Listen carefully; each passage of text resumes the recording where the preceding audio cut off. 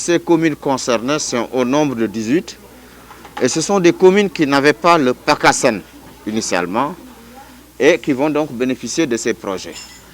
Le premier projet, nous pouvons l'appeler un projet soft parce qu'il s'intéresse à des renforcements de capacité, de gouvernance, conformément justement à la loi, au Code général des collectivités territoriales, pour que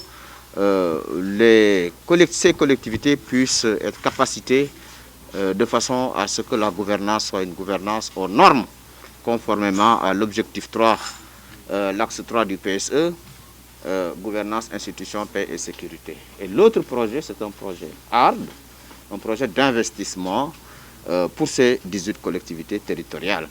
Et c'est le lieu pour moi, au nom de son Excellence M. Macky Sall, président de la République, de remercier la coopération espagnole qui, à travers leur intervention et aux côtés du gouvernement du Sénégal, finance ces deux projets au bénéfice de ces collectivités territoriales. Vous savez que la décentralisation, c'est quelque chose d'extrêmement important pour le président Macky Sall, qui depuis son avènement à la magistrature suprême au Sénégal, prend des initiatives et des décisions importantes pour les collectivités territoriales. Je m'en vais pour preuve l'augmentation considérable des fonds de dotation et de la décentralisation qui sont passés de 16 milliards en 2012 à 25 milliards en 2020.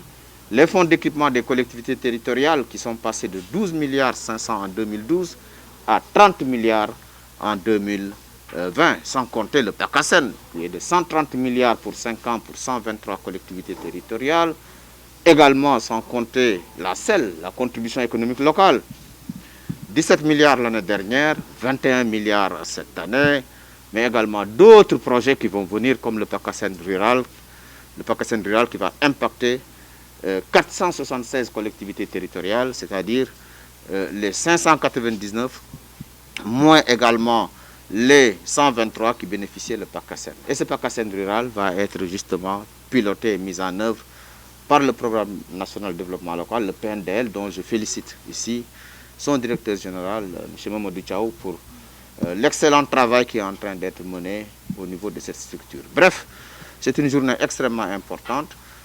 Nous nous avons déjà installé le comité de pilotage de ces deux projets et nous allons aller en mode fast-track dans sa réalisation en étroite collaboration avec la coopération espagnole. On a parlé de PAGOR, de gouvernance, etc. Les collectivités doivent être performantes. Vous savez, nous sommes dans un monde de vitesse où il faut aller vite, mais aller bien. Et aller bien, ça veut dire vraiment avoir une performance. Nous avons en ligne de mire la gestion axée sur les résultats. Ça, c'est très important.